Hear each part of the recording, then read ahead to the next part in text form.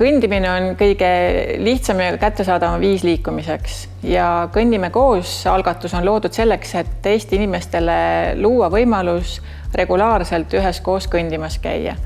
Ja üheskoos sellepärast, et üheskoos on toredam ja üheskoos on motivatsioon kõrgem, siis jätku pidevalt kõndimas käia.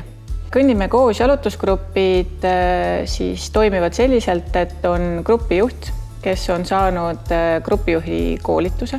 Ta oskab nõustada inimesi ka terviseküsimustes.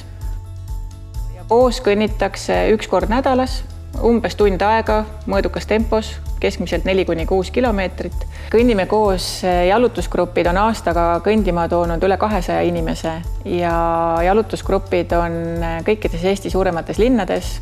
Väga ägedad kogukondlikud grupid on tekkinud Kohilasse ja Kuressaarde ja juba sel kevadel loodame avada täiendavaid uusi jalutusgruppe erinevates Eesti paikades.